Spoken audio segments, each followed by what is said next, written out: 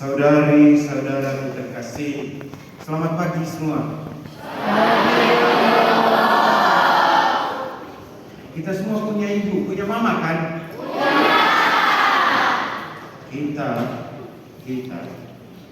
wajib dan harus tahu berterima kasih kepada mama. Kenapa? Karena dia sudah mau mengandung kita 9 bulan. Dan 9 bulan itu dia tidak minum racun untuk hancurkan kita di dalam perut. Terima kasih. Dan dia juga mau melahirkan.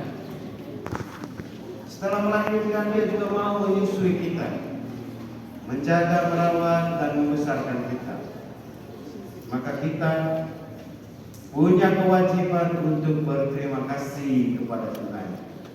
Apakah setelah itu ada mama yang ketika meninggalkan anaknya atau bagaimana, itu urusan berikut. Tapi hal yang paling dasar adalah kita sudah bisa ada di dunia ini berkat jasa mama. Kita harus berterima kasih, belajar untuk ucap berterima kasih kepada mama. Kalau kita bisa belajar berterima kasih kepada mama, maka kepada bapak juga kita bisa berterima kasih. Kalau dengan bapak mama kita sudah bisa berterima kasih, maka kita sudah menjadi pribadi yang terbiasa untuk ucap terima kasih kepada kebaikan-kebaikan yang kita terima. Sekecil apapun itu, belajar untuk berterima kasih. Coba saja kalau misalnya kamu berteman, lalu ada teman yang setiap kali kita buat baik, bantu dia, tidak pernah ucap terima kasih. Satu kali mungkin kita masih sabar, 2 kali sabar, 3 kali sabar, 4 kali kita sudah mulai ini orang seperti tahu berterima kasih apa. Ke 6, 7, 8 kita tidak mau bantu lagi. Karena apa? Tidak tahu berterima kasih.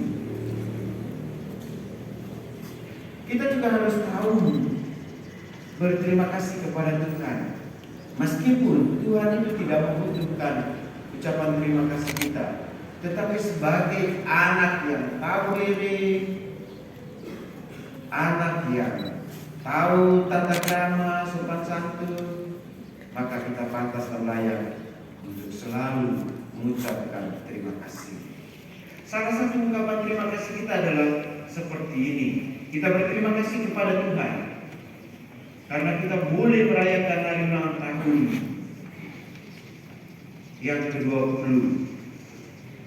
Kita bersyukur kepada Tuhan atas penyertaannya selama ini. Lalu apa kaitannya dengan mama? Hari ini gereja memperingati Santa Perawan Maria, ibunya Tuhan Yesus, mendapat gelar Ratu. Santa Perawan Maria Ratu. Tanggal 15 Agustus gereja merayakan hari raya Maria diangkat ke surga. 8 hari kemudian kita memperingati Maria dimahkotai di surga sebagai Ratu. Dan kita merayakan hari ulang tahun kita tepat pada perayaan ini. Kita percaya Bunda Maria Sang Ratu kita juga selalu berdoa bagi kita, selalu memperhatikan kita, selalu berpihak kepada kita. Dia ada di surga, dia dekat dengan Tuhan, dia juga dari surga bisa memperhatikan kita, tahu apa yang kita butuhkan. Karena itu dia juga akan selalu berkata kepada Tuhan, mereka sedang membutuhkan.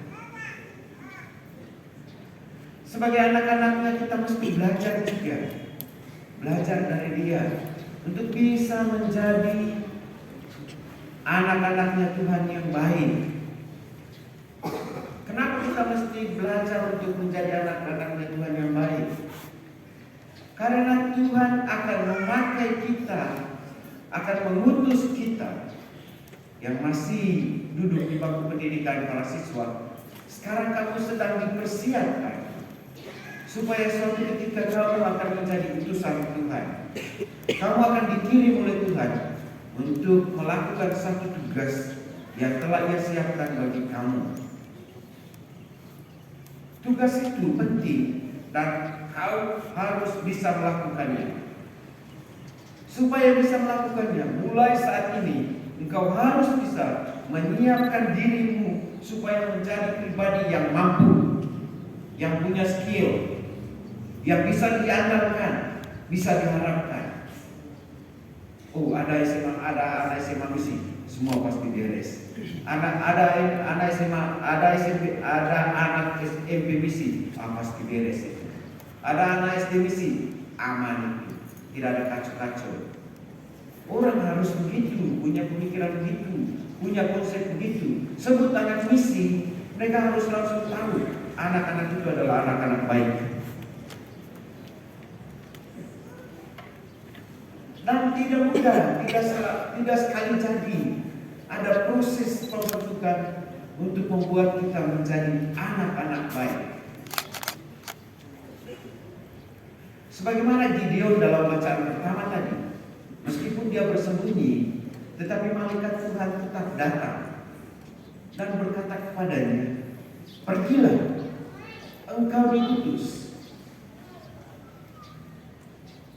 Pergilah, selamatkanlah bangsa Israel dari bangsa Midian."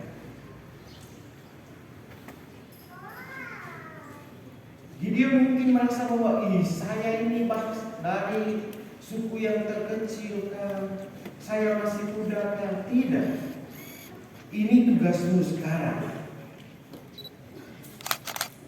Seperti Gideon, maka kita juga akan dipakai oleh Tuhan, akan dicari oleh Tuhan, dan Dia akan mengutus supaya kita bertanggung jawab pada tugas dan tanggung jawab dan peran yang telah Dia siapkan bagi kita. Demikian juga untuk para guru, para pegawai. Saat ini engkau dipakai, engkau diutus oleh Tuhan. Untuk apa? Untuk menjalankan tugasmu, membuat manusia-manusia yang berseragam ini menjadi pribadi yang cerdas. Sehingga kalau mereka-mereka ini menjadi kumpulan orang-orang cerdas, tugas kita untuk mewujudkan cita-cita bangsa, mencerdaskan anak-anak bangsa itu terwujud, terbukti. Cita-cita para guru untuk membuat adik-adik, anak-anak menjadi cerdas itu tidak hanya bergantung pada para guru, tidak. Harus ada kerjasama dari kalian semua, dari kita semua. Kalian juga harus bisa membuktikan kepada guru, menunjukkan kepada guru bahwa engkau mau menjadi cerdas.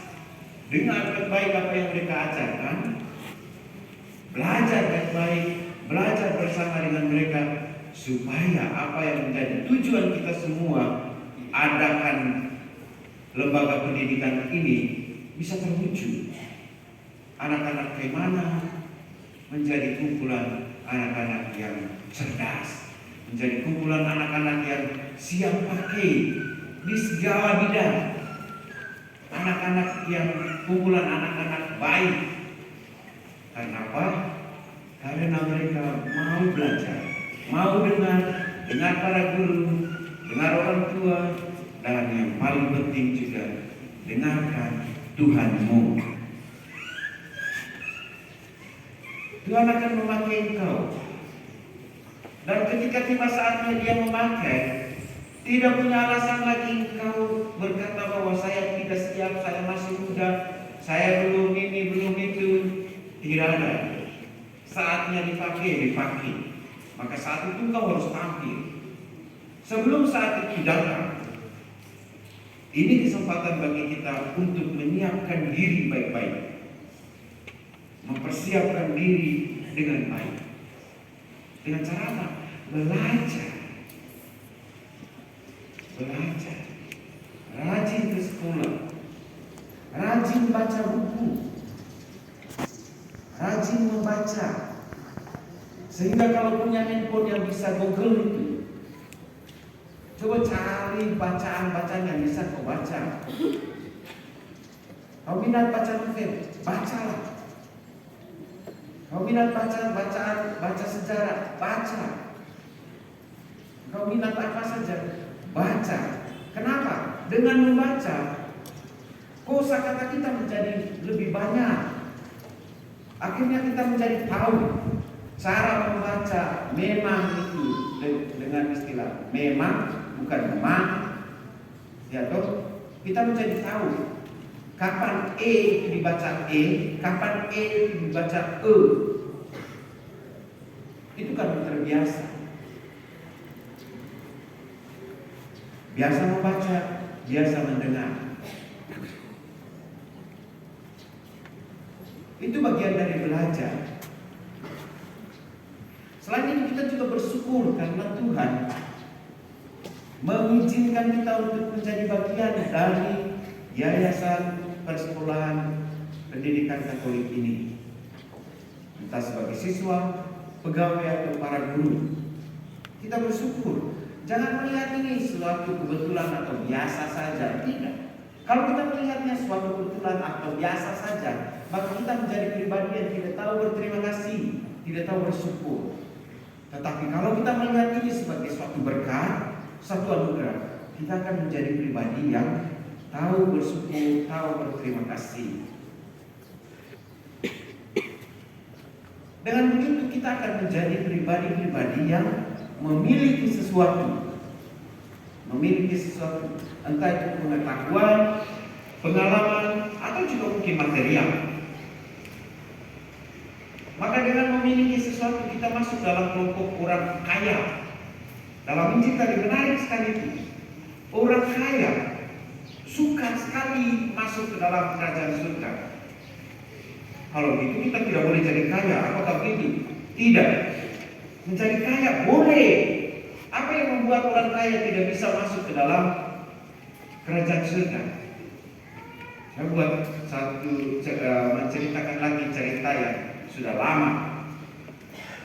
Orang biasanya di daerah yang punya monyet, cara menjerat monyet, salah satu cara menjerat monyet itu menggunakan kelapa biji. Dikupas kulitnya dulu, lalu dilubangin, lalu masukkan jagung ke dalam kelapa yang sudah dilubangin itu. Lepas di daerah yang ada monyet. Monyet datang, begitu dia lihat ada jagung, tombol jagung di dalam kelapa itu, dia masukkan tangannya ke dalam lubang kelapa itu, lalu memegang jagung itu. Setelah dia memegang jagung, dia tidak akan lepas lagi. Sekalipun dikejar apapun, dia akan lari dengan membawa kelapa itu di tangan. Maka dia tidak akan bisa panjat pohon. Anjing pemburu akan menggigit dia dan mati. Orang kaya yang sulit masuk ke dalam kerajaan surga adalah orang yang melekat pada kekayaan. Orang yang tidak bisa lepas. Seolah-olah Tuhan alamnya adalah kekayaan itu. Orang yang seperti itulah yang sulit masuk ke dalam kerajaan surga. Karena apa? Dia pikir dengan barang-barangnya itu.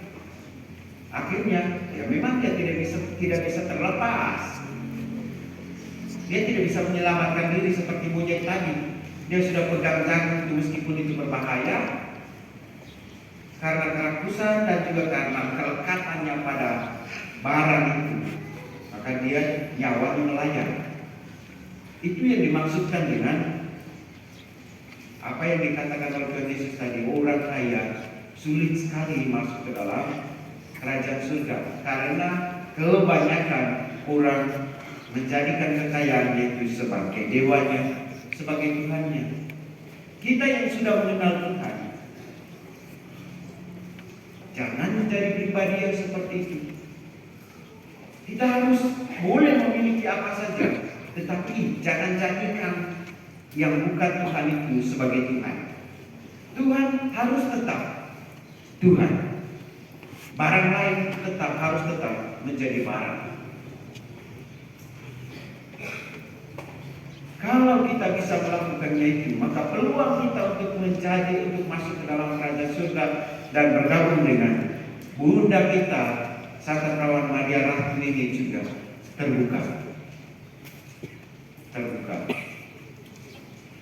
Apalagi kalau sekarang, mulai dari sekarang, kita selalu mencari Tuhan, mencari dan menemukan jalan yang Tuhan berikan kepada kita, dan kita mengikuti jalan itu.